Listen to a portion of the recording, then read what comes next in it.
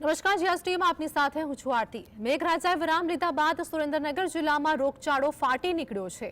તો જિલ્લામાં cholera, malaria જેવા મચ્છરજન્ય અને પાણીજન્ય રોગચાળામાં વધારો જોવા મળી રહ્યો છે। સુરેન્દ્રનગરની સિવિલ હોસ્પિટલમાં સરેરાશ રોજના 600 કેસો નોંધાય છે, જેને કારણે ઓપીડી ચલાવવા માટે અમદાવાદથી ડોક્ટરોની ટીમો બોલાવવા અંગેની નોબત સર્જાઈ છે। કારણ કે સુરેન્દ્રનગરની સિવિલ હોસ્પિટલમાં 14 ડોક્ટરોની જગ્યા સામે માત્ર 3 જ ડોક્ટર ઉપલબ્ધ છે। તો સુરેન્દ્રનગર જિલ્લામાં મચ્છરજન્ય રોગચાળો વકર્યો છે। સુરેન્દ્રનગરની સિવિલ હોસ્પિટલમાં રોજના સરેરાશ 600 થી વધારે કેસો જોવા મળી રહ્યા છે અને આ સાથે જ હોસ્પિટલમાં 14 ડોક્ટરોની જગ્યા સામે માત્ર 3 ડોક્ટરો જ ઉપલબ્ધ છે।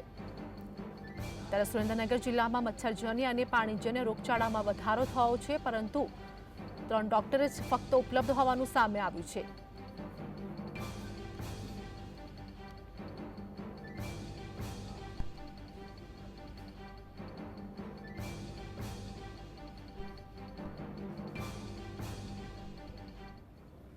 तो आज मुद्दे हमारे साथ हमारा सहयोगी फजल लाइव जोड़े गया है। फजल, सुरेन्द्रनगરની વાત કરીએ કે મચ્છરજન્ય અને પાણીજન્ય રોગચાળાનો વધારો જોવા મળ્યો છે।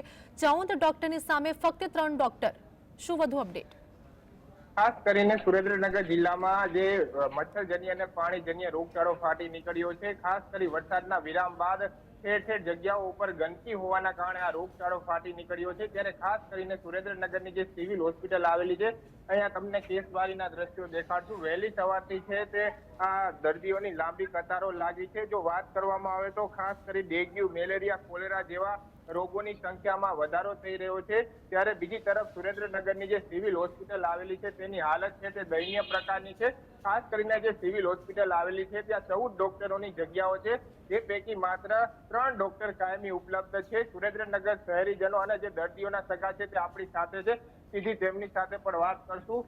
શું કહેશો?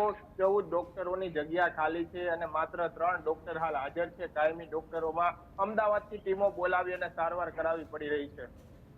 સુરેન્દ્રનગરની સિવિલ હોસ્પિટલ આજથી 10 વર્ષ પહેલા જેનું કામ હતું, આજે 10 વર્ષના ગાળાની અંદર સિવિલ હોસ્પિટલની અંદર અત્યારે કોઈ પણ જાતના ડોક્ટરની ભરતી નથી થતી। MBBS માંથી નીકળેલા જેટલા વિદ્યાર્થીઓ છે એની કોઈ નિમણૂક નથી થતી।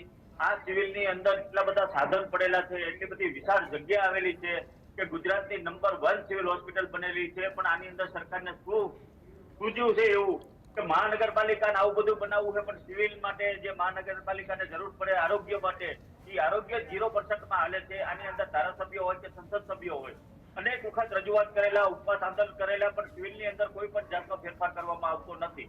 હુકામ નથી ફેરફાર કરવામાં આવતો એ કોઈ પબ્લિકને જાણવા મળતું નથી। અને આ પબ્લિક એટલી બધી પીસાઈ રહી છે કે મધ્યવર્તમાં આવેલી સિવિલના જે કઈ બનાવ બને છે, જે કઈ વસ્તુ બને છે, 100 કિલોમીટર અમદાવાદ વયું જવાનું, 100 માંથી 60 કેસ અમદાવાદ વયું જવાનું, તો એવું શું કામ સરકાર કારણ ઉત્પન્ન કરે છે અને આયા કેમ સગવડનો ભાગ નથી કરતા? હાલ અન્ય એક શહેરીજન પણ આપણી સાથે છે।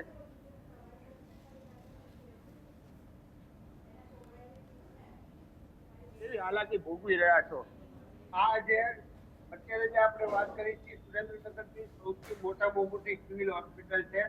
અહીંયા માત્ર 3 જ ડોક્ટર છે, બાકીની તમામ જગ્યાઓ ખાલી છે, જેના કારણે શહેરીજનો અને આજુબાજુના ગામડાના દર્દીઓ આવે છે, તેઓને પારાવાર સમસ્યા થાય છે। આ સિવિલ હોસ્પિટલ મુખ્યત્વે જે લોકો આર્થિક નબળા હોય, ગરીબ હોય, એ લોકોને સહાયરૂપ થવા માટે આ સરકારી હોસ્પિટલ છે। તંત્રની અણઆવડત અને રાજકીય આગેવાનોની અણઆવડતના કારણે આ સિવિલ હોસ્પિટલ મુકાય છે।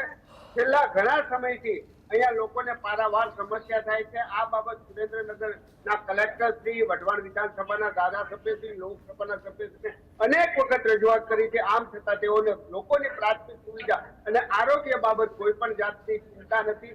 સૌથી મહત્વની બાબત તો એ છે કે અહીંયા સીટી સ્કેન મશીન 1.5 કરોડ રૂપિયાનું વર્ષો પહેલા આવ્યું હતું। ટેકનિકલ સ્ટાફ ન હોવાના કારણે સીટી સ્કેન મશીન ધૂળ ખાય તો બગડી ગયું। હવે દુર્ભાગ્યવશ ટેકનિકલ સ્ટાફ આવ્યો અને સીટી સ્કેન મશીન નથી ચાલતું। આટલી બધી અણાવડત હોવા છતાં સુરેન્દ્રનગરના મુખ્ય તંત્ર અધિકારીઓ આ બાબત કોઈ પણ જાતના નક્કર કામગીરી કરતા નથી। ધારાસભ્યશ્રી નક્કર કામગીરી કરતા નથી, લોકસભાના સભ્ય પણ નક્કર કામગીરી કરતા નથી। માત્ર ને માત્ર મોટી વાતો કરે છે, વાહિયાત વાતો કરે છે, ભ્રષ્ટાચાર કરવા સિવાય કોઈ પણ જાતની કામગીરી નથી। તેથી ફરી વખત તંત્રને, રાજકીય આગેવાનોને બે હાથ જોડીને વિનંતી કરીએ છીએ કે સુરેન્દ્રનગર જિલ્લાની આજે સૌથી મોટી સિવિલ હોસ્પિટલ છે, અહીંયા પૂરેપૂરી ડોક્ટરની મહેકમ પૂર્ણ કરો અને લોકોને આરોગ્ય બાબતની જે સમસ્યા ઉભી થાય છે તે સમસ્યાનું નિરાકરણ ખાસ કરો. કરી 600 રોજની ઓપીડી નોંધાય છે, છતાં આ પ્રકારની સુવિધા છે. દર્દીઓ કેવી હાલાકી હાલ ભોગવી રહ્યા છે? સુરેન્દ્રનગર શહેર અને સુરેન્દ્રનગર શહેરના આજુબાજુના દર્દીઓ ખૂબ હાલાકી ભોગવે છે. આ બાબત તંત્ર સંપૂર્ણ જાણકાર છે. જાગૃત પત્રકારો અને જાગૃત મીડિયા વાળાએ, સોશિયલ મીડિયા વાળાએ આ બાબતની ફરિયાદ કરીને આમ છતાં ધારાસભ્યશ્રી, લોકસભાના સભ્યશ્રીએ આ બાબત કોઈ પણ જાતની નક્કર કામગીરી કરી નથી. રાજકીય માત્ર ને માત્ર ભ્રષ્ટાચાર કરવા તંત્રના મુખ્ય આગેવાન, મુખ્ય અધિકારીઓ પણ આ બાબત નક્કર કામગીરી કરતા નથી. આ સિવિલ હોસ્પિટલની નરી વાસ્તવિકતા છે. જે 14 ડોક્ટરોની જગ્યા છે, માત્ર 3 ડોક્ટરથી સિવિલ હોસ્પિટલ ચાલી રહી છે. હાલની પરિસ્થિતિની જો વાત કરવામાં આવે તો મચ્છરજન્ય અને પાણીજન્ય રોગચાળો ફાટી નીકળ્યો છે. હવે તંત્રને આ દર્દીઓના ઈલાજ માટે અમદાવાદથી સ્પેશિયલ ટીમો બોલાવવામાં આવવાની ફરજ પડી છે. અમદાવાદથી ડોક્ટર આવે, દર્દીની સારવાર કરે અને દર્દીને સારવાર મળી રહે, આ પ્રકારની વ્યવસ્થા સિવિલ હોસ્પિટલમાં ચાલી રહી છે. હવે તાત્કાલિકપણે કાયમી ડોક્ટરોની ભરતી સિવિલ હોસ્પિટલમાં કરવામાં આવે તેવી લોક માંગણી ઉઠવા પામી છે. જી ફઝલ, અમારી સાથે જોડાવા બદલ, સમગ્ર માહિતી બદલ